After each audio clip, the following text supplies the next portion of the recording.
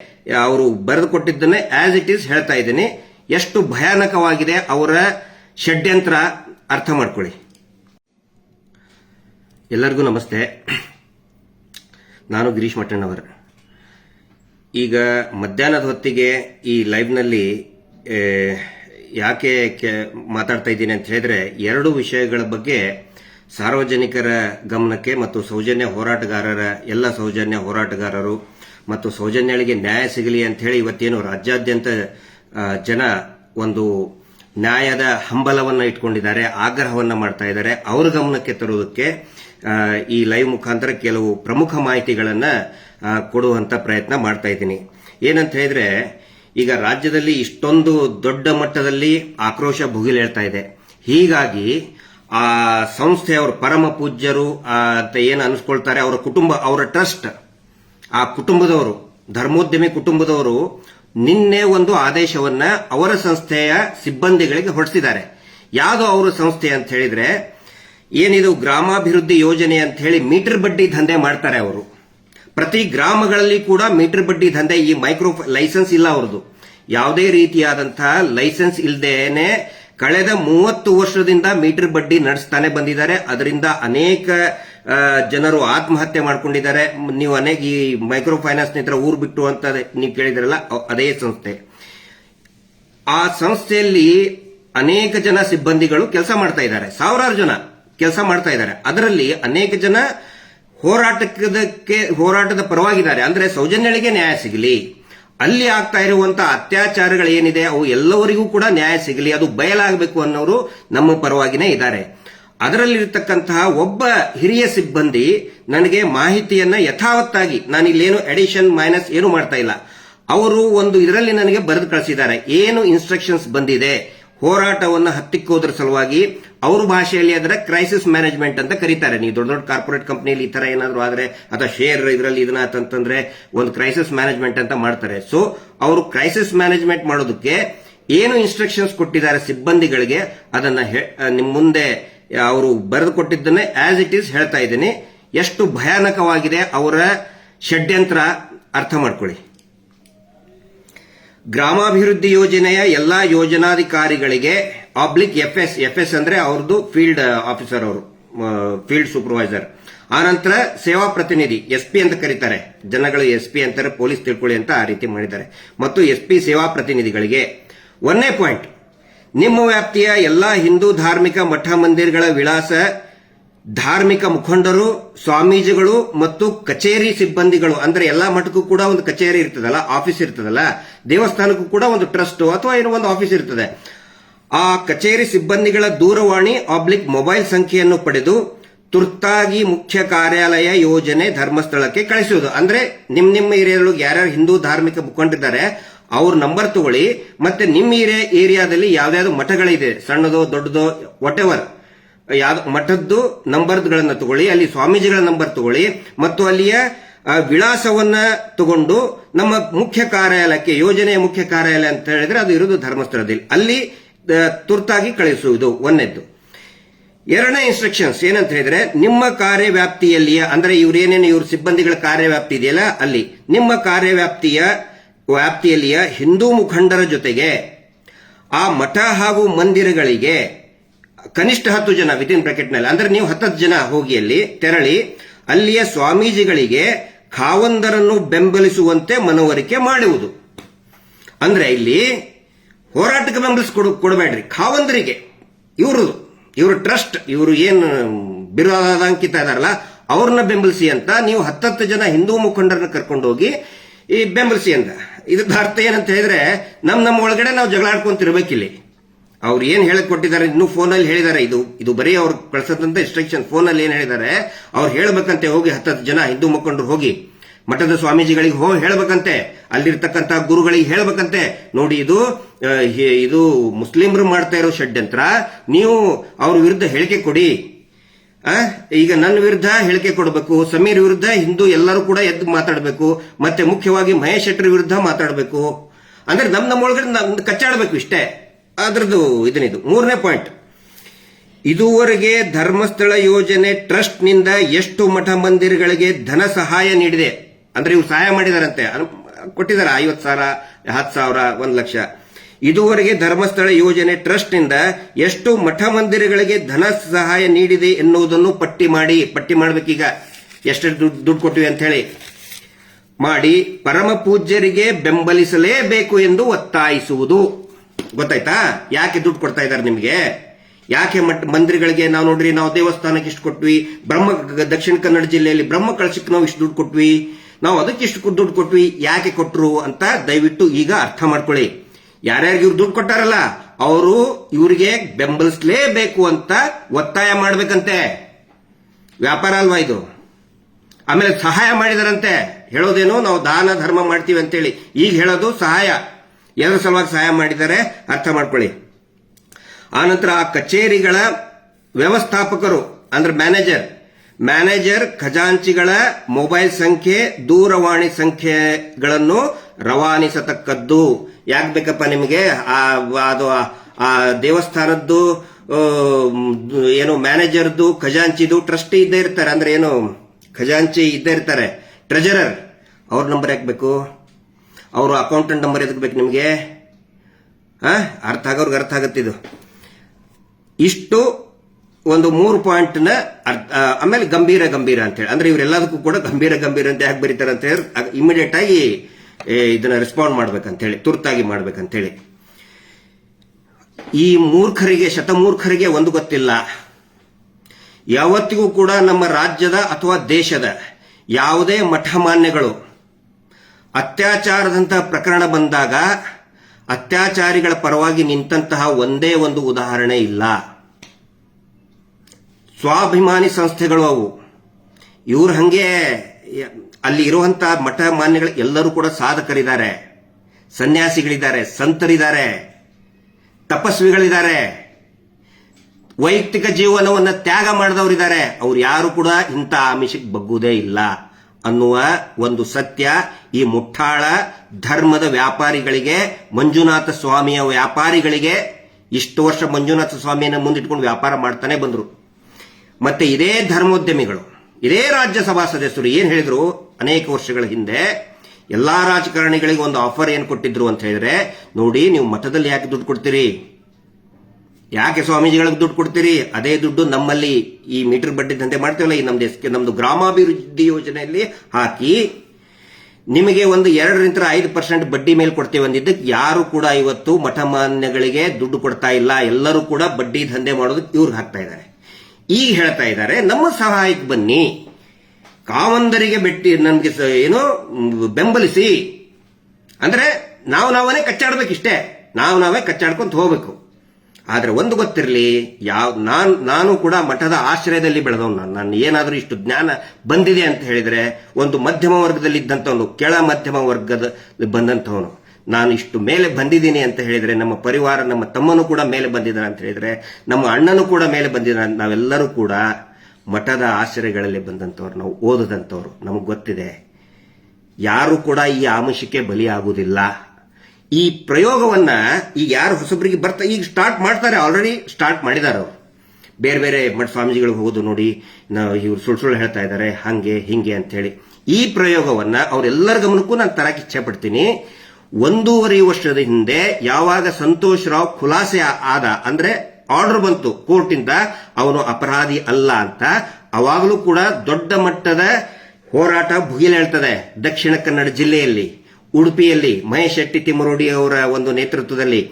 ಅವಾಗ ಏನ್ ಮಾಡಿದ್ರು, ಇವ್ರು ಯಾರ್ಯಾರಿಗೆ ಬ್ರಹ್ಮ ಕಳಶಕ್ಕೆ, ಯಾವ್ಯಾವ ದೇವಸ್ಥಾನಕ್ಕೆ ಬ್ರಹ್ಮ ಕಳಶಕ್ಕೆ ಇದಕ್ಕೆ ದುಡ್ಡು ಕೊಟ್ರಲ್ಲ ಎಲ್ಲರಿಗೂ ಪತ್ರ ಬರೆದ್ರು. ನೀವು ಸೌಜನ್ಯ ಹೋರಾಟಕ್ಕೆ ಮಹೇಶ್ ಶೆಟ್ಟಿ ತಿಮ್ಮರೋಡಿ ಬೆಂಬಲಿಸೋದಕ್ಕೆ ನೀವು ಹೋಗಬಾರದು ಅಂತ ಪತ್ರ ಬರೆದ್ರು. ಆಗ ಅಲ್ಲಿರ್ತಕ್ಕಂಥ ಜನ ತೀರ್ಮಾನ ಮಾಡಿದ್ರು, ಸೌಜನ್ಯ ನಮ್ಮ ಮನೆ ಮಗಳು, ಅತ್ಯಾಚಾರದಂತ ಪ್ರಕರಣ ಇದು, ನಾವು ಮಹೇಶ್ ಶೆಟ್ಟಿ ತಿಮ್ಮರೋಡಿ ಅವ್ರ ಜೊತೆಗೆ ನಿಂತ್ಕೊಳ್ತೇವೆ, ಸೌಜನ್ಯ ನ್ಯಾಯ ನಮಗೆ ಬೇಕಪ್ಪ, ನಮಗೆ ಅವ್ರ ಪರವಾಗಿ ಇವ್ರ ಪರವಾಗಿ ಅಲ್ಲ, ನಮಗೆ ನ್ಯಾಯ ಬೇಕು ಅಂತ ಹೇಳಿ ಯಾರು ಕೂಡ ಈ ಪರಮ ಪೂಜ್ಯ ಬಡ್ಡಿ ಪೂಜ್ಯರನ್ನ ಮೀಟರ್ ಬಡ್ಡಿ ದಂಧೆ ಮಾಡ್ತಕ್ಕಂತಹ, ಲೈಸೆನ್ಸ್ ಇಲ್ಲದೆ ಮೀಟರ್ ಬಡ್ಡಿ ಮಾಡ್ತಕ್ಕಂತಹ ಇವ್ರನ್ನ ಯಾರು ಬೆಂಬಲಿಸಲಿಲ್ಲ. ಅವಾಗೇ ಏಟ್ ಬಿದ್ದಿದೆ ಅವ್ರಿಗೆ, ಅವಾಗೇ ಪಾಠ ಕಲಿಬೇಕಾಗಿತ್ತು. ಒನ್ಸ್ ಅಗೇನ್ ಸೇಮ್ ಅದೇ ಟೆಕ್ನಿಕ್ ಯೂಸ್ ಮಾಡ್ತಾ ಇದ್ದಾರೆ. ಇದನ್ನ ನಾನು ಸಾರ್ವಜನಿಕರ ಗಮನಕ್ಕೆ ತರ್ತಾ ಇದ್ದೀನಿ. ನಮ್ಮ ಉದ್ದೇಶ ಇಷ್ಟೇ ನೋಡಿ, ಇದರಲ್ಲಿ ಯಾವುದೇ ರೀತಿಯಾದಂತಹ ಕಲಹಗಳು ಆಗಬಾರ್ದು, ಗ್ರಾಮಗಳಲ್ಲಿ ಕಲಹಗಳು ಆಗಬಾರ್ದು. ಇವ್ರು ಮಾಡ್ಕೊಂತಾನೆ ಬಂದ್ರು. ಇವ್ರು ಮೀಟರ್ ಬಡ್ಡಿ ದಂಧೆ ವಾರ ಕಟ್ಟಲಿಲ್ಲ ಅಂತ ಹೇಳಿದ್ರೆ ಆ ಜಾತಿಗೆ ಈ ಜಾತಿ, ಈ ಜಾತಿಗೆ ಆ ಜಾತಿ ಕಟ್ಟಿ ಹೊಡೆದಾಡ್ಸ್ತಾನೆ ಬಂದ್ರು. ಇವ್ರ ಕೆಲಸ ಅದೇ, ಎಲ್ಲರನ್ನು ಕಚ್ಚಾಡಿಸ್ಬೇಕು, ಹೊಡೆದಾಡಿಸ್ಬೇಕು, ತಾವು ಸೇಫ್ ಆಗಿರಬೇಕು. ಈಗ ಈ ಸೌಜನ್ಯ ಪ್ರಕರಣದ ನ್ಯಾಯ ಕೇಳಕತ್ ಮೇಲೆ ಈ ಒಂದು ತಂತ್ರಗಾರಿಕೆಯನ್ನ ಮಾಡ್ತಾ ಇದ್ದಾರೆ. ತಮ್ಮ ಗಮನಕ್ಕೆ ತರ್ತಾ ಇದ್ದೀನಿ. ಇನ್ನು ಕೆಲವೊಂದಿಷ್ಟು ಜನ ಯೂಟ್ಯೂಬರ್ಸ್ಗೆ ಬನ್ನಿ ಧರ್ಮಸ್ಥಳಕ್ಕೆ ಅಂತ ಹೇಳಿ ಬಂದು ಏನೇನೋ ಆಮಿಷವನ್ನ ಒಡ್ಡುವಂತ ಕೆಲಸನೂ ಕೂಡ ಮಾಡ್ತಾ ಇದ್ದಾರೆ. ಮಹೇಶ್ ಶೆಟ್ಟಿ ತಿಮ್ಮರೋಡಿ ಏನು ರೌಡಿ ಶೀಟರ್ ಅಂತೆ ಆದಂತೆ, ಆಮೇಲೆ ನಾನೇನೋ ಎಷ್ಟೋ ಆಸ್ತಿ ಮಾಡ್ಕೊಂಡಿದ್ದೀನಂತೆ, ಬಾಂಬ್ ಬಿಟ್ಟವನಂತೆ, ಬೇಕಾದನ್ ಹೇಳಿ ಅವರು. ನಾ ಬಾಂಬ್ ಎಸ್ಐ ಅಂತಂದ್ರೆ ನನ್ನ ಬ್ರ್ಯಾಂಡ್ ಅದು, ನಾನೇನದಕ್ಕೆ ಮುಜುಗರ ಪಟ್ಕೊಳ್ಳಲ್ಲ. ಮಹೇಶ್ ಶೆಟ್ಟಿ ತಿಮ್ಮರೋಡಿ ಅವರು ಹೇಳ್ತಾರಲ್ಲ, ಇವತ್ತೊಬ್ಬವನು ಲೈಸೆನ್ಸ್ ಇಲ್ಲದ ಚಾನಲ್ ಅವ್ನು ಹೇಳ್ತಾ ಇದ್ದಾನಲ್ಲ, ಅವಾಗ ಹೇಳಿದ್ದನ್ನ ಈಗ ರಿಪೀಟ್ ಮಾಡ್ತಾ ಇದ್ದಾರೆ. ಎಷ್ಟೋ ದುಡ್ಡು ಬಂತು, 1 ಕೋಟಿ ಎಲ್ಲಿಂತ ಆಸ್ತಿ ಮಾರಿದ್ದಾರೆ ಅವರು. ಹೋರಾಟದ ಸಲುವಾಗಿ ಅವರ ಸ್ವಂತ ಆಸ್ತಿಯನ್ನ ಮಾರಿದ್ದಾರೆ. ಇನ್ನೊಬ್ಬರ ಕಡೆ ಅಂತ ತಗೊಳ್ಳೋದು ದೂರ ಉಳಿತು. ಬರೀ ಸುಳ್ಳು ಅಪಪ್ರಚಾರ ಮಾಡ್ಕೊಂತ ಹೋಗ್ತಾ ಇದ್ದಾರೆ. ಅವರು ಆಸ್ತಿ ಮಾಡಿದ ದುಡ್ಡದು ವೈಟ್ ಅಮೌಂಟ್ ನಲ್ಲೇ ತಗೊಳ್ತಿದ್ದಾರೆ. ಏನಾದ್ರು ಕ್ಯಾಶ್ ಇವ್ರು ಹಂಗೆ ವಾರ ನಗದಿ ತಗೋತಾರಲ್ಲ, ಹಂಗ್ ತಗೊಂಡಿಲ್ಲ ಅವರು. ಪ್ರಾಮಾಣಿಕರು ಇದ್ದಿದ್ದಕ್ಕೇ ಅಕೌಂಟ್ ಅಲ್ಲಿ ತಗೊಂಡಿದ್ದಾರೆ ಅವರು. ಇಲ್ಲ ಅಂತಂದ್ರೆ ಏನೋ ವಸೂಲಿ ಮಾಡಿದ್ರೆ ಕ್ಯಾಶ್ ಅಲ್ಲಿ ತಗೋತಾ ಇದ್ರು. ಹಿಂಗಾಗಿ ಅಕೌಂಟ್ ಅಲ್ಲಿ ತಗೊಂಡಿದ್ದಾರೆ, ಅವರು ಆಸ್ತಿ ಮಾರಿದ್ದಾರೆ. ಆಮೇಲೆ ನನ್ನ ಬಗ್ಗೆ ಆಗ್ಲಿ ಅಥವಾ ಇನ್ನು ಸಮೀರಿನ ಬಗ್ಗೆ ಆಗ್ಲಿ ನೋಡಿ, ವಾಟ್ ಎವರ್ ಏನೇ ಇದ್ರೆ ಅದಕ್ಕೆ ಸಂಬಂಧಪಟ್ಟಂತ ಇಲಾಖೆ ಇದೆ. ನಾನು ದುಡ್ಡು ಹೆಂಗ್ ಮಾಡ್ತೇನೋ, ನನ್ ಬಂಗಾರದ ಗಣಿ ಐತೆ ಅಂತ ಹೇಳ್ತೇನಪ್ಪ. ನಾನು ಬಂಗಾರದ ಗಣಿ ಐತೆ ನಂದು, ಅದನ್ನ ಕೇಳಕ್ ಇದಾರೆ ಇಲಾಖೆದವ್ರು ಇದಾರೆ, ಉತ್ತರ ಕೊಡ್ತೀವಿ. ಸೌಜನ್ಯ ಬಗ್ಗೆ, ಅಲ್ಲಿ ನಡೆದಂತ ಕೊಲೆ ಬಗ್ಗೆ ಅದ್ರ ಬಗ್ಗೆ ಮಾತಾಡಿ, ನೀವು ಅದ್ರ ಬಗ್ಗೆ ಉತ್ತರ ಕೊಡಿ ಅಂತ ಹೇಳಿ ನಮ್ಮ ಬಗ್ಗೆ ಪ್ರಶ್ನೆ ಹೇಳ್ತೀರಿ. ಯಾರ ಪ್ರಶ್ನೆ ಹೇಳಿ, ಸಂಬಂಧಪಟ್ಟಂತ ಇಲಾಖೆಯವ್ರು ಹೇಳಿ ಉತ್ತರ ಕೊಡ್ತೀವಿ, ನೋ ವರೀಸ್. ಆನಂತರ ನಾವು ಏನು ಪ್ರಯತ್ನ ಮಾಡ್ತಾ ಇದೀವಿ, ಅನೇಕ ಜನ ಯೂಟ್ಯೂಬರ್ಗಳು ಮಾಹಿತಿಯನ್ನ ಕೇಳ್ತಾ ಇದ್ದಾರೆ, ಆಸಕ್ತಿ ಇರುವಂತವ್ರು ಸುಮಾರು ಜನ ಕೇಳ್ತಾ ಇದ್ದಾರೆ. ಅದಕ್ಕೆ ನಾವು ನಮ್ಮ ಕಡೆಯಿಂದ ಒಂದು ಏನು ಪ್ರಯತ್ನ ಆಯ್ತು, ಎಲ್ಲಾ ದಾಖಲೆಗಳನ್ನು ಒಟ್ಟಾಗಿ ಒಂದು QR ಕೋಡ್ ಅಂತ, ಸ್ಕ್ಯಾನ್ QR ಕೋಡ್ ಅಂತ ಮಾಡಿದ್ವಿ. ಬರೀ 12 ತಾಸಿನಲ್ಲಿ ನಿನ್ನೆ 2.5 ಲಕ್ಷ ಜನ ಅದನ್ನ ಸ್ಕ್ಯಾನ್ ಮಾಡ್ಕೊಂಡ್ರು, ಡಾಕ್ಯುಮೆಂಟ್ಸ್ ತಗೊಂಡ್ರು. ಇವತ್ತು ಬೆಳಗ್ಗೆವರೆಗೆ 5 ಲಕ್ಷ ಜನ ಅದಕ್ಕೆ ಎಂಟ್ರಿ ಆಗಿದ್ದಾರೆ. ಯೂಶುವಲಿ ಮೋರ್ ದನ್ 10,000 ಆದ್ರೆ ಪ್ರಾಪರ್ ಆಗಿ ಅದು ಇದನ್ನ ವರ್ಕ್ ಆಗಲ್ಲ. ಅಂತದ್ರಲ್ಲಿ 5 ಲಕ್ಷ ಜನ ಅದನ್ನ QR ಕೋಡ್ ಸ್ಕ್ಯಾನ್ ಮಾಡಿ ಡಾಕ್ಯುಮೆಂಟ್ಸ್ ತಗೊಂಡಿದ್ದಾರೆ. ನಮ್ಮ ಪ್ರಯತ್ನ ಏನಂತ ಹೇಳಿದ್ರೆ ನೋಡಿ, ಸುಮಾರು ಜನ ಈಗ ಹೊಸದಾಗಿ, ಈ ಮುಂಚಿನ ಎಲ್ಲ ನಾವು ಹೇಳ್ತಾನೆ ಬಂದ್ವಿ, ಹೊಸಬರಿಗೆ ಅನೇಕ ಡೌಟ್ಗಳು ಇದೆ ಮತ್ತು ಡೌಟ್ಗಳು ಇರಬೇಕು. ಆ ಸಂಶಯಗಳನ್ನ ನಾವು ಸ್ವಾಗತ ಮಾಡ್ತೀವಿ. ಎಷ್ಟೋ ಜನ ನಮಗೆ ಪ್ರಶ್ನೆ ಕೇಳ್ತಾರೆ, ಹೆಲ್ದಿ ಪ್ರಶ್ನೆಗಳನ್ನ ಕೇಳ್ತಾ ಇದ್ದಾರೆ, ವಿ ವೆಲ್ಕಮ್. ಅದ್ರ ಸಲುವಾಗಿ ಏನೇನು ದಾಖಲೆಗಳಿದೆ ಎಲ್ಲಾ ದಾಖಲೆಗಳನ್ನು ಒಟ್ಟಾಗಿ, ಇನ್ನೂ ಕೂಡ ಅನೇಕ ದಾಖಲೆಗಳನ್ನ ಅದರಲ್ಲಿ ಆಡ್ ಮಾಡಬೇಕು. ಫಾರ್ ಎಕ್ಸಾಂಪಲ್, ಇವ್ರು CC ಕ್ಯಾಮೆರಾ ಇಲ್ಲ ಅಂತ ಏನೇನು ಹೇಳ್ತಾ ಇದ್ದಾರಲ್ಲ, ನಿನ್ನೆ ಸ್ವತಃ SP ದಕ್ಷಿಣ ಕನ್ನಡ ಜಿಲ್ಲೆ ಆಗಿಂದು, ಈಗಿಂದಲ್ಲ, ಆವಾಗ ಅಭಿಷೇಕ್ ಗೋಯಲ್ ಅಂತ ಹೇಳಿ SP ಒಬ್ಬ IPS ಅಧಿಕಾರಿ ಇದ್ರು. ಅವರು CC ಕ್ಯಾಮೆರಾ ಇದೆ ಅಂತ ಹೇಳಿ ಸೌಜನ್ಯ ಘಟನೆ ನಡೆದು ಸಂತೋಷ್ ರಾವ್ನ ಇವರು ಅರೆಸ್ಟ್ ಮಾಡಿದ ಮೇಲೆ, ಅವ್ರದ್ದೇನು ಹಿಡಿದು ಕೊಟ್ರಲ್ಲ ಆ ರೇಪಿಸ್ಟ್ಗಳು, ಅದಾದ ಮೇಲೆ ಒಂದು ದೊಡ್ಡ ಪ್ರತಿಭಟನೆ ಇದನ್ನಾಗಿತ್ತು. ಅವಾಗ ಸ್ವತಃ SP ಅಭಿಷೇಕ್ ಗೋಯಲ್ ಸಾಹೇಬ್ರೆ ಹೇಳಿದ್ದನ್ನ, ಅಲ್ಲಿ 2 CC ಕ್ಯಾಮೆರಾ ಇತ್ತು, ಅದನ್ನ ನಾವು ವೆರಿಫೈ ಮಾಡ್ತಾ ಇದ್ದಿದ್ದನ್ನ ತೋರಿಸಿದ್ದೀವಿ. ಇದುವರೆಗೂ ಕೂಡ ಅದು ಯಾರಿಗೂ, ಅಂದ್ರೆ ಬೇರೆ ಬೇರೆ ಸಭೆಯಲ್ಲಿ ನಾವು ಹೇಳಿದ್ದೇವೆ, ಹಿಂದೆ 1 ವರ್ಷದ ಹಿಂದೆ ಅನೇಕ ಸಭೆಗಳಲ್ಲಿ ಹೇಳಿದ್ದೀವಿ. ಬಟ್ ಹೊಸ ಏನು ವ್ಯೂವರ್ಸ್ ಇದ್ದಾರೆ ಅವರಿಗೆ ಗೊತ್ತಾಗ್ಲಿ ಅಂತ ಹೇಳಿ ನಾವು ಅದನ್ನ ತೋರಿಸಿದ್ದೀವಿ. ಸೊ ಡೌಟ್ ಕೇಳಿ, ನಾವು ಅದನ್ನ ಸಂಶಯ ಪಡಬೇಕು. ಯಾಕಂದ್ರೆ ಇಟ್ ಇಸ್ ಕ್ರಿಮಿನಲ್ ಅಫೆನ್ಸ್ ಬಗ್ಗೆ ಇರುವಂತದ್ದು. ಡೌಟ್ಗಳು ಸಹಜವಾಗಿರ್ತವೆ. ಎಲ್ಲರಿಗೂ ಕೂಡ ಆ ಡೌಟ್ ಕ್ಲಿಯರ್ ಮಾಡ್ಕೊಳ್ಳಿ ಅಂತ ಹೇಳಿ ಎಲ್ಲಾ ಡಾಕ್ಯುಮೆಂಟ್ಸ್ ಒಟ್ಟಾಗಿ ಒಂದು QR ಕೋಡ್ ಅಲ್ಲಿ ಹಾಕುವಂತ ಪ್ರಯತ್ನ ನಾವು ಮಾಡ್ತಾ ಇದ್ರೆ, ಇವ್ರು ಏನ್ ಮಾಡ್ತಾ ಇದ್ದಾರೆ, ಆ QR ಕೋಡ್ ಅನ್ನ ಹ್ಯಾಕ್ ಮಾಡಿ ಅದರಲ್ಲಿ ಸೌಜನ್ಯಾಳ ಫೋಟೋವನ್ನ ಡಿಲೀಟ್ ಮಾಡ್ಸಕ್ ನೋಡ್ತಾ ಇದ್ದಾರೆ. ಯಾಕೆ ಹಿಂಗ್ ಮಾಡ್ತಾ ಇದ್ದಾರೆ ಅಂತ ಹೇಳಿದ್ರೆ ಅದಕ್ಕೊಂದು ಪ್ರಮುಖ ಕಾರಣ ಇದೆ. ಆಸ್ ಪರ್ ಇದರ ಏನೋ IPC ಮತ್ತೆ ಈಗ ಇದರಲ್ಲಿನೂ ಕೂಡ ಇದೆ, ಏನೋ BNS ನಲ್ಲಿನೂ ಕೂಡ ಇದೆ. ಅತ್ಯಾಚಾರದ ವಿಕ್ಟಿಮ್ ಏನಿರ್ತಾರೆ, ರೇಪ್ ವಿಕ್ಟಿಮ್ ಏನಿರ್ತಾರೆ, ಅವರ ಫೋಟೋವನ್ನ, ಆ ನಂತರ ಎಸ್ಪೆಷಲಿ ವಿದಿನ್ 18 ಇಯರ್ಸ್ ಏನಿರ್ತಾರೆ, ಆ ಫೋಟೋವನ್ನ ಸಾರ್ವಜನಿಕವಾಗಿ ಪ್ರದರ್ಶನ ಮಾಡಬಾರದು ಅಂತ ಒಂದು ರೂಲ್ಸ್ ಇದೆ. ಬಹುಶಃ ಎಲ್ಲರಿಗೂ ಕೂಡ ಗೊತ್ತಿರಬಹುದು. ಅತ್ಯಾಚಾರಿಗಳು ಏನ್ ಮಾಡ್ತಾ ಇದ್ದಾರೆ, ಆ ಕಾನೂನನ್ನು ಯೂಸ್ ಮಾಡ್ತಾ ಇದ್ದಾರೆ ಅವರು ಬಚಾವಾಗೋದಕ್ಕೆ. ಇದಕ್ಕೆ ಆಸ್ ಅ ರೆಮಿಡಿ 1 ವರ್ಷದ ಹಿಂದೆನೆ ಸೌಜನ್ಯಾಳ ತಾಯಿ ಕುಸುಮಾವತಿಯವರು ಮತ್ತು ಅವರ ತಂದೆ, ಆಗ ಜೀವಂತ ಇದ್ದಂತ ಅವರ ತಂದೆ ಚಂದಪ್ಪ ಗೌಡ್ರು ಇಬ್ರು ಸೇರಿ ಒಂದು ಅಫಿಡವಿಟ್ ಅನ್ನ ಕೊಟ್ಟಿದ್ದಾರೆ. ಏನು ಅಂತ ಹೇಳಿದ್ರೆ, ನೋಡಿ, ನನ್ನ ಮಗಳ ನ್ಯಾಯಕ್ಕೋಸ್ಕರ ನನ್ನ ಮಗಳ ಭಾವಚಿತ್ರ ಯಾರು ಬೇಕಾದರೂ ಉಪಯೋಗ, ಹೆಸರು, ಫೋಟೋಗಳನ್ನ ಮತ್ತು ವಿಡಿಯೋಗಳನ್ನ, ಆ ಟೈಮ್ನಲ್ಲಿ ವಿಡಿಯೋ ಮಾಡ್ಬಿಟ್ಟು ಡೆಡ್ ಬಾಡಿ ಅದನ್ನ ಯಾರು ಬೇಕಾದರೂ ಕೂಡ ಉಪಯೋಗ ಮಾಡ್ಕೋಬಹುದು ಅಂತ ಅಫಿಡಾವಿಟ್ ಕೊಟ್ಟಿದ್ದಾರೆ. ಇದು ಎಲ್ಲರ ಗಮನಕ್ಕಿರಲಿ.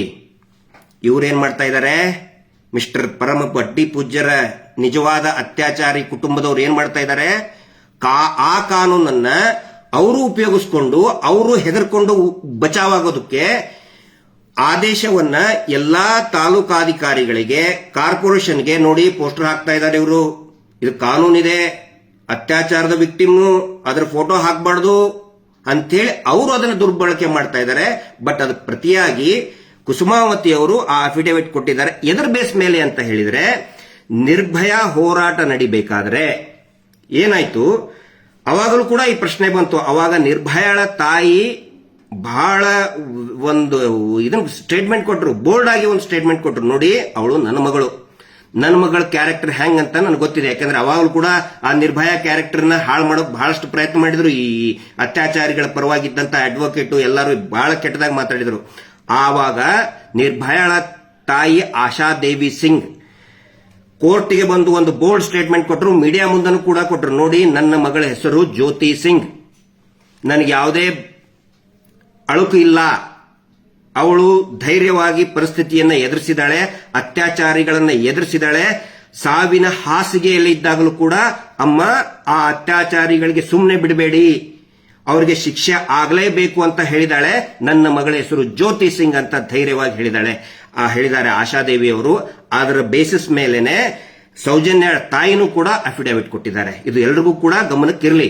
ಪೊಲೀಸರೀಗ ಹೈಕೋರ್ಟ್ ಆಗೈತೆ, ಹೆಸರೆತ್ತು ಸೌಜನ್ಯ ಹೋರಾಟನೇ ಮಾಡಬಾರ್ದು ಅಂತೇಳಿ ಸುಳ್ಳು ಇವರ ಒಂದಿಷ್ಟು ಲಾಯರ್ಗಳ ಪೊಲೀಸರಿಗೆ ಕಳಿಸ್ಕೊಡ್ತಾ ಇದ್ದಾರೆ. ಆ ಆದೇಶದಲ್ಲಿ ಸೌಜನ್ಯ ಹೋರಾಟ ಮಾಡಬಾರ್ದಂತ ಎಲ್ಲೂ ಇಲ್ಲ. ಅದರಲ್ಲಿ ಇರೋದು ಈ ಕುಟುಂಬಕ್ಕೆ ಇವ್ರು ಹೇಳಿರೋದು. ಅದನ್ನು ನಾವು ಚಾಲೆಂಜ್ ಮಾಡ್ತೇವೆ. ವೆರಿ ಶಾರ್ಟ್ಲಿ ನಮಗೆ ರಿಸಲ್ಟ್ ಬರ್ತದೆ. ಲೀಗಲ್ ಬ್ಯಾಟಲ್ ಬಗ್ಗೆ ನಾನು ಬಹಿರಂಗವಾಗಿ ಮಾತಾಡಲ್ಲ. ಆ ಆದೇಶದಲ್ಲಿ ಸೌಜನ್ಯ ಹೋರಾಟ ಮಾಡಬೇಕಾದ್ರೆ ಯಾರು ಕೂಡ ಈ ಭಯಂಕರ ಅಗದಿ ಏನು ವಿಶ್ವವಿಖ್ಯಾತ ಕುಟುಂಬದ ಹೆಸರು ತಗೋಬೇಡಿ, ಅವರಿಗೆ ಬೈಬೇಡಿ ಅಂತ ಹೇಳಿದೆ. ಇಷ್ಟೇ ಇರೋದು. ಹಿಂಗಾಗಿ ಯಾರು ಬೇಕಾದರೂ ನ್ಯಾಯಕ್ಕೆ ಆಗ್ರಹಿಸಿ ಧರ್ಮಸ್ಥಳದಲ್ಲಿ ಒಂದು ಪುಣ್ಯಕ್ಷೇತ್ರ, ಶ್ರೀ ಕ್ಷೇತ್ರ, ಪವಿತ್ರ ಕ್ಷೇತ್ರದ ಅಂಗಳದಲ್ಲಿ ನಡೆದಂತಹ, ಅಲ್ಲಿರುವಂತಹ ಆ ಮಾನವರಿಂದ ನಡೆದಂತಹ ಕುಕೃತ್ಯಕ್ಕೆ ನ್ಯಾಯ ಸಿಗಬೇಕು, ತನಿಖೆ ಆಗಬೇಕು ಅಂತ ಹೇಳಿ ಯಾರು ಬೇಕಾದರೂ ಪ್ರತಿಭಟನೆ ಮಾಡಬಹುದು, ಆಗ್ರಹ ಮಾಡಬಹುದು. ಹೀಗಾಗಿ ನಾನು ವಿನಂತಿ ಮಾಡ್ಕೊಳ್ತೇನೆ ಎಲ್ರಿಗೂ ಕೂಡ. ಇವತ್ತು ಅನೇಕ ಜನ ಯುವಕರು ಸಜೆಷನ್ ಕೊಡ್ತಾ ಇದ್ದಾರೆ. ತುಂಬಾ ಬ್ಯೂಟಿಫುಲ್, ವೆರಿ ಕ್ರಿಯೇಟಿವ್ ಸಜೆಷನ್ ಕೊಡ್ತಾ ಇದ್ದಾರೆ ಯುವಕರು. ಇನ್ಸ್ಟಾಗ್ರಾಮ್ ನಲ್ಲಿ ನಾವು ನೋಡ್ತಾ ಇದ್ದೇವೆ, ಗಮನಿಸ್ತಾ ಇದ್ದೇವೆ. ಖಂಡಿತ ಒಂದು ಕ್ರಿಯೇಟಿವ್ ಆಗಿ ನೋಡಿ, ಸಾಯಂಕಾಲ ಒಂದು ಕ್ಯಾಂಡಲ್ ಲೈಟ್ ಮಾರ್ಚ್ ಮಾಡಿ. ಯಾರು ಕೂಡ ನಮಗಿಲ್ಲ ಅನ್ನಲ್ಲ, ಮೌನವಾಗಿ ಮಾರ್ಚ್ ಮಾಡಿ. ಜಸ್ಟಿಸ್ ಫಾರ್ ಸೌಜನ್ಯ, ಅಥವಾ ಅಲ್ಲಿ ಧರ್ಮಸ್ಥಳದಲ್ಲಿ ನ್ಯಾಯ ಸಿಗಲಿ, ಅಲ್ಲಿ ಅತ್ಯಾಚಾರಗಳು ಏನು ನಡೆದಿದ್ದೇವೆ ಅದರದ್ದು ಒಂದು ತನಿಖೆ ಆಗಲಿ ಅಂಥೇಳಿ ನೀವೇ ಒಂದು ಮಾರ್ಚ್ ಮಾಡಿ, ಒಂದು ಕ್ಯಾಂಡಲ್ ಲೈಟ್ ಮಾರ್ಚ್ ಅನ್ನ ಇಮಿಡಿಯೇಟ್ ಆಗಿ ಸ್ಟಾರ್ಟ್ ಮಾಡಿ. ಇವತ್ತು ಸಾವಿರಾರು ಜನ ನಮಗೇನು ಫೋನ್ ಮಾಡ್ತಾ ಇದ್ದಾರೆ, ಬೆಂಗಳೂರಿನಲ್ಲಿ ಒಂದು ಪ್ರತಿಭಟನೆ ಆಗಲೇಬೇಕು ಅಂತ ಹೇಳಿ. ಅದ್ರ ತಕ್ಕಂಗೆ ಜನನೇ ತೀರ್ಮಾನ ತಗೊಳ್ತಾರೆ. ಜನ ತೀರ್ಮಾನ ತಗೋಬೇಕಾಗತ್ತೆ. ಜನ ಯಾವ ರೀತಿ ಹೇಳ್ತಾರೆ ಆ ರೀತಿ ವ್ಯವಸ್ಥೆಗಳು ಆಗ್ತವೆ. ನಾನು ಕೊನೆಯದಾಗಿ ಇನ್ನೂ ಒಂದು ಹೇಳೋದು, ಈಗ ಯೂಟ್ಯೂಬರ್ಗಳಿಗೆ ನಾನು ವಿನಂತಿ ಮಾಡ್ಕೊಳ್ತಾ ಇದ್ದೇನೆ. ಇಷ್ಟೊಂದು ದೊಡ್ಡ ಮಟ್ಟದಲ್ಲಿ ಆಗಿದೆ, ಸಮೀರ್ಗೆ ದೊಡ್ಡ ಮಟ್ಟದ ಒಂದು ಬೆಂಬಲ ಸಿಕ್ಕಿದೆ ಅಂತ ಹೇಳಿದ್ರೆ that is because of YouTubers. ಆದರೆ ಈಗೇನಾಗುತ್ತೆ, ನನಗೆ ಎಲ್ಲರಿಗೂ ಕೂಡ ನನಗೆ ಅಂದ್ರೆ ಇಂಡಿವಿಜುವಲ್ ಆಗಿ ಅವರವ್ರ ಮನೆ ಹತ್ರ ಹೋಗಿ ಅಥವಾ ಸ್ಟುಡಿಯೋಕ್ಕೆ ಹೋಗಿ ಭೇಟಿ ಆಗೋದಕ್ಕೆ ಆಗ್ತಾ ಇಲ್ಲ. ಸಾಧ್ಯ ಆದಷ್ಟು ನಾನು ಅವ್ರಿಗೆ ಅಟೆಂಡ್ ಮಾಡ್ತಾ ಇದ್ದೀನಿ, ರೀಚ್ ಆಗ್ತಾ ಇದ್ದೀನಿ. ಆನಂತರ ಸಮೀರ್ ಅವರಿಗೂ ಕೂಡ ಅವ್ರದೇ ಆದಂತಹ ಒಂದು friends, YouTube basically is a YouTuber, ಅವ್ರದೇ ಆದಂತ ಫ್ರೆಂಡ್ ಸರ್ಕಲ್ ಇರ್ತದೆ. ಅವ್ರ ಜೊತೆಗೆ ಭೇಟಿಯಾದಾಗ ಫೋಟೋ ತಕ್ಕೋತಾರೆ. ಅದನ್ನು ಹೋದ್ಮೇಲೆ ಬೇರೆಯವರು ಈಗ professional jealousies or whatever competition ಇರ್ತದೆ. ಹಿಂಗಾಗಿ ನಿಮ್ಮ ಪ್ರೊಫೆಷನಲ್ ಇದನ್ಗೋಸ್ಕರ ಈ ಹೋರಾಟಕ್ಕೆ ಯಾವುದೇ ರೀತಿಯಾದಂತಹ ಧಕ್ಕೆ ಬರಲಾರ್ದಂಗೆ ನೋಡಿ. ಆನಂತರ ಇದು ನನ್ನ ವ್ಯಕ್ತಿಯ ಒಬ್ಬನ ಸುತ್ತಲೂ ಸುತ್ತುದು ಬೇಡ. ಇಲ್ಲಿ Girish Mattannavar is not important. Mahesh Shetty Timarodi ಅವರು ಒಳ್ಳೆ ಫೌಂಡೇಶನ್ ಹಾಕಿದ್ದಾರೆ. ಮತ್ತೆ ಸಮೀರ್ನಂತಹ ಅನೇಕ ಯೂಟ್ಯೂಬರ್ಗಳು ಮಾತಾಡ್ತಾ ಇದ್ದಾರೆ.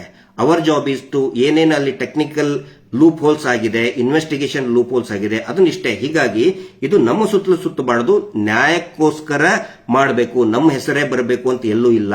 ಖಂಡಿತ ನಮ್ಮ ಆ ಆಸೆ ನಮಗಿಲ್ಲ. ಯಾಕಂದ್ರೆ ಒಬ್ರು ನಮ್ಮ ಸ್ನೇಹಿತರು ಬಂದು ಹೋಮ್ ಟೂರ್ ಮಾಡಿದ್ರು, ಕೆಲವೊಬ್ರು ಆಕ್ಷೇಪ ವ್ಯಕ್ತಪಡಿಸಿದ್ದಾರೆ.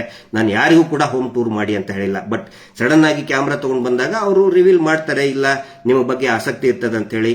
ಬಟ್ ಪರ್ಸನಲಿ ನನಗೆ ನನ್ನ ವೈಯಕ್ತಿಕ ಜೀವನದ ಏನೋ ಮಾಡಿಬಿಟ್ಟೆ ಅಂತ ಹೇಳೋದಕ್ಕೆ ಖಂಡಿತ ಆಸಕ್ತಿ ಇಲ್ಲ. ಸೀರಿಯಸ್ ಇಶ್ಯೂ ಸೌಜನ್ಯ ಪ್ರಕರಣ, ಅಲ್ಲಿ ನಡೆದಂತ ಹತ್ಯೆ ಇದು ಸೀರಿಯಸ್ ವಿಷಯ. ಅದರ ಸುತ್ತಲೂ ಕೂಡ ಇದು ಏನೋ ಅದರ ಕುರಿತಾಗಿ ಫೋಕಸ್ ಆಗಿ ಎಲ್ಲರೂ ಕೂಡ ವ್ಯಕ್ತಿಗತವಾಗಿ ಫೋಕಸ್ ಆಗೋದು ಬೇಡ. ಸಮೀರ್ ಅವರು ಕೂಡ ನೋಡಿ, is a very practical person, very humble person. ಅಹಂಕಾರದ ಒಂದೇ ಒಂದು ಇಷ್ಟು ಪ್ರಚಾರ ಸಿಕ್ತು ಅಂತ ಹೇಳಿ ಒಂದೇ ಒಂದು ಕೂದಲೆಷ್ಟು ಅಹಂಕಾರವನ್ನ ನಾನು ಸಮೀರ್ ಅವರಲ್ಲಿನೂ ನೋಡಿಲ್ಲ, ಆನಂತರ ಮಹೇಶ್ ಶೆಟ್ಟಿ ತಿಮರೋಡಿ ಅವರಲ್ಲಿನೂ ಕೂಡ ನಾನು ನೋಡಿಲ್ಲ. ಈ ಹೋರಾಟದ ಒಂದು ವಿಶೇಷತೆ ಅಂತ ಹೇಳಿದ್ರೆ ಅಹಂಕಾರಕ್ಕೆ ಇಲ್ಲಿ ಅವಕಾಶ ಇಲ್ಲ. ಯಾರು ಅಹಂಕಾರ ನಾನೇ ನಾನೇ ನಾನೇ ಅಂತ ಹೇಳ್ತಾರೆ, ಅವ್ರಿಗಿಲ್ಲಿ ಅವ್ರು ಆಟೋಮೆಟಿಕ್ ಆಗಿ ಅವರೇ ಹೋಗ್ಬಿಡ್ತಾರೆ. ಸೊ ಇಷ್ಟು ನಾನು ಹೇಳಬೇಕಾಗಿತ್ತು. ಎಲ್ಲರೂ ಕೂಡ ಹೋರಾಟದ ಮೇಲೆ ಫೋಕಸ್ ಮಾಡಿ, ನ್ಯಾಯಕ್ಕೋಸ್ಕರ ಫೋಕಸ್ ಮಾಡಿ, ನಾಟ್ ಆನ್ ನಮ್ಮಂತಹ ಇಂಡಿವಿಜುವಲ್. ನಮ್ಮಂತವ್ರು ಸಾವಿರಾರು ಜನ ಇದ್ದಾರೆ, ನಾನಿಲ್ಲ ಅಂದ್ರೆ ನನ್ನಂತ 1000 ಜನ ಹುಟ್ಟಿಸುವಂತ ಕೆಪಾಸಿಟಿ ಆ ಸೌಜನ್ಯ ಶಕ್ತಿಗಿದೆ, ಮಂಜುನಾಥ ಸ್ವಾಮಿಗಿದೆ. ಸೊ ಎಲ್ಲರೂ ಕೂಡ ಹೋರಾಟದ ಬಗ್ಗೆ ನ್ಯಾಯದ ಕುರಿತಾಗಿ ಫೋಕಸ್ ಮಾಡಿ ಅಂತ ಹೇಳ್ತಾ, ನಿನ್ನೆ ಒಬ್ರು ಹೇಳಿದ್ರು ನನಗೆ, ಈ ಕಲಿಯುಗದಲ್ಲಿ ದೇವರು ಬರೋದು, ಈ ಒಂದೊಂದು ಯುಗದಲ್ಲಿ ಈಗ ಕೃಷ್ಣನ ಅವತಾರದಲ್ಲಿ ದೇವರು ಪ್ರತ್ಯಕ್ಷ ಆದ್ರಂತೆ, ಆನಂತರ ರಾಮನ ಅವತಾರದಲ್ಲಿ ಪ್ರತ್ಯಕ್ಷರಾದ್ರಂತೆ. ಆದರೆ ಈ ಯುಗದಲ್ಲಿ ದೇವರು ಪ್ರತ್ಯಕ್ಷ ಆಗೋದು ಜನಸಾಮಾನ್ಯರ ರೂಪದಲ್ಲಿ. He comes in the form of a common man. ಈಗ ಜನ ಎದ್ದಾಗಿದೆ. ಪ್ರತಿಯೊಬ್ಬ ಇದೇನು ಮಾಸ್ ಇದೆಯಲ್ಲ, ಜನಸಾಮಾನ್ಯರ ಸಮೂಹ ಇದೆಯಲ್ಲ, ಸುನಾಮಿ ತರ ಬರ್ತಾ ಇದೆಯಲ್ಲ, ಅದೇ ದೇವರ ಸ್ವರೂಪ. ನೀವು ಹಿಂದೂಗಳು ಹಿಂದೂಗಳಾಗಿನೇ ತಿಳ್ಕೊಳ್ಳಿ, ಮುಸಲ್ಮಾನರು ಮುಸಲ್ಮಾನ ರೀತಿಯಲ್ಲಿನೇ ತಿಳ್ಕೊಳ್ಳಿ, ಕ್ರಿಶ್ಚಿಯನ್ರು ಕ್ರಿಶ್ಚಿಯನ್ ರೀತಿಯಲ್ಲಿನೇ ಯೇಸು ಅಂತ ಬಂದ ಅಂತಾನೆ ತಿಳ್ಕೊಳ್ಳಿ. ಸೊ ಧರ್ಮದ ಭೇದ ಭಾವ ಬೇಡ. ದೇವರು ಬರೋದು in the form of a common man, ಸಾಮಾನ್ಯ ವ್ಯಕ್ತಿಯ ರೂಪದಲ್ಲಿ ಬಂದಾಗಿದೆ. ಹಿಂಗಾಗಿ ಇವ್ರು ಏನೇನೋ ಅಗಳನ್ನ ಈಗ ಹೇಳಿದ್ನಲ್ಲ, ಅಲ್ಲಿ ಹೋಗಿ ನಮ್ಮ ವಿರುದ್ಧ ಸ್ಟೇಟ್ಮೆಂಟ್ ಕೊಡಿ, ಆ ಧರ್ಮದವರು ಆ ಧರ್ಮಕ್ಕೆ ಹೋಗಿ ಸ್ಟೇಟ್ಮೆಂಟ್ ಕೊಡಿ, ಅವು ಯಾವ ಕುತಂತ್ರಗಳು ಕೂಡ ನಡೆಯೋದಿಲ್ಲ ಅಂತ ಒಂದು ಮಾತು ಹೇಳ್ತಾ, ಎಲ್ಲರೂ ಕೂಡ ಇದೇ ರೀತಿಯಾದಂತಹ ಒಂದು ಪ್ರಯತ್ನದಿಂದ ಸೌಜನ್ಯಳಿಗೆ ಮತ್ತು ಅಲ್ಲಿ ನಡೆದಂತ ಎಲ್ಲರಿಗೂ ಕೂಡ, ಎಲ್ಲ ಆತ್ಮಗಳಿಗೂ ಒಂದು ಶಾಂತಿ ಸಿಗಲಿ, ನ್ಯಾಯ ಸಿಗಲಿ ಅಂತ ಹೇಳ್ತಾ ಈ ಲೈವ್ ಅನ್ನು ಮುಗಿಸ್ತಾ ಇದ್ದೇನೆ. Justice for Soujanya. ನಮಸ್ತೆ.